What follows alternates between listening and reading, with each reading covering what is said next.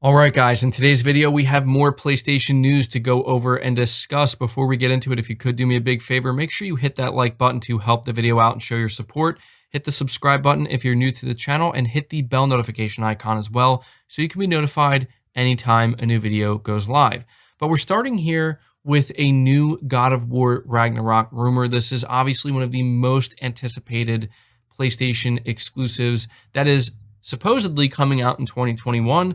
There seem to be a lot of people who believe that this game is for sure going to get delayed, and I do understand that sentiment because this feels like it's going to be such a big game that it's certainly going to need more than 3 years to be completely made and finished, right, and ready to go, at least with the level of polish that we are expecting.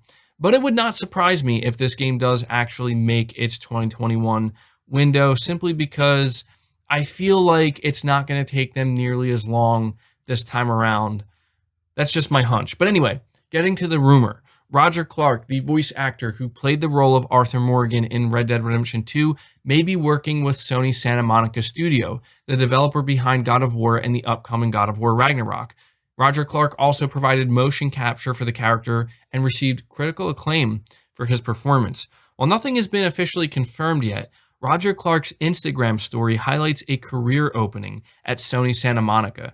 The update to the story suggests that he not only worked with the company in the past, but possibly on God of War Ragnarok.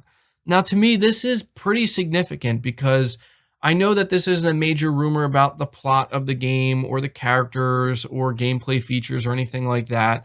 We're obviously going to have to be patient in waiting to hear more about this game officially from Sony.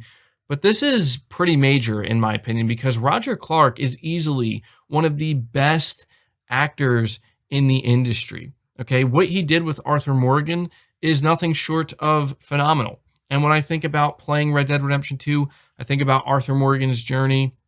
It honestly stands out to me as one of the best performances, not just in the medium of video games, but across all mediums. Easily one of the best performances. And I think a lot of people would agree with me. In fact, there's a lot of people who I think would say Arthur Morgan is their favorite video game character of all time. That's how talented Roger Clark is, not to mention what Rockstar Games was able to do in the creation of that character, and then Roger Clark bringing it to life. So the idea that he would be involved with such a massive title like God of War Ragnarok, I mean, this is going to be the biggest game of the year, in my opinion, when it comes out. We already see the talent that's currently there and involved with the new God of War. To add him to the mix, I think would just elevate this game to another level. And I've heard people say that they think there's a chance if this is really what he's teasing here, he's teasing that he's involved in this game, people are saying he's probably going to be playing the character of Thor. Now, that would be some next level stuff there that I think would just make for one amazing game, man. I mean, Christopher Judge as Kratos obviously does such an amazing job. To think, I'm calling him Arthur Morgan, but Roger Clark would play Thor. Obviously, I don't think he would have the same voice as Arthur Morgan, but still, Roger Clark is so talented. That would be such a great combination. And so this does get me excited, honestly. Whether or not we should just immediately believe that this is the case, well, we do have to take it with a pinch of salt because nothing has been confirmed. But why else would Roger Clark be highlighting something like this on his Instagram story? You let me know in the comments. Do you think that's what he's teasing here? And how excited would you be for Roger Clark, the man who brought Arthur Morgan to life, to be involved in God of War Ragnarok? I would be very excited for that, honestly. That would be crazy. So maybe, I don't know, maybe I'm getting myself too excited, but he's such a talented actor. To see what he could do alongside Christopher Judge, that would be insane. So yeah, we're going to move on from that though and talk about a new report that claims that the PS5 is apparently the second best-selling console of 2020, narrowly beating the PS4. Despite launching in mid-November of 2020, the PS5 was the second best-selling home console in the UK last year, according to GSD market data analyzed by GamesIndustry.biz. The next-generation console narrowly managed to beat the PS4, which is in third place.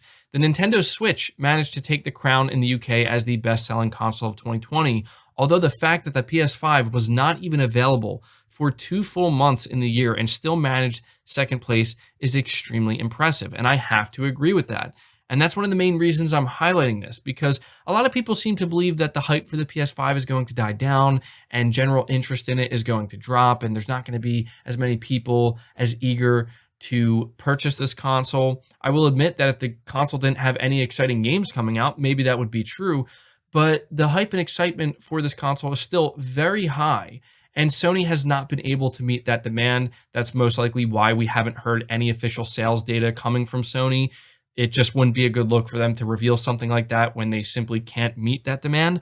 Once they're able to, I'm assuming we're going to get official data, but at least in the UK, we know it's the second best-selling console of 2020, and I have no doubt in my mind that it would be the #1 best-selling console, easily beating the Nintendo Switch if there were more units available to sell. And the PS4 is also in third place, so demand for PlayStation consoles in general was very strong in 2020, but demand for the PS5 is just, in my opinion, clearly on another level. So we're going to have to wait to see if the PS5 will manage to beat out the Nintendo Switch going into this year, because right now there's still a supply constraint. Once that demand is met or can be satisfied, then it will be interesting to see if the Nintendo Switch still keeps that #1 spot. Something tells me it's not going to.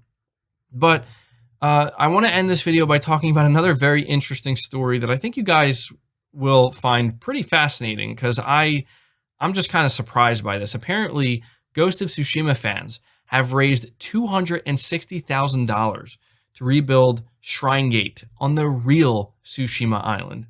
Yeah, let that sink in for a second. This is some dedication here. So, Japanese publication Famitsu has revealed that fans of Sucker Punch Productions' Ghost of Tsushima have embarked on a crowdfunding campaign to repair the Shrine Gate on the real-life island, raising $260,000 in the process.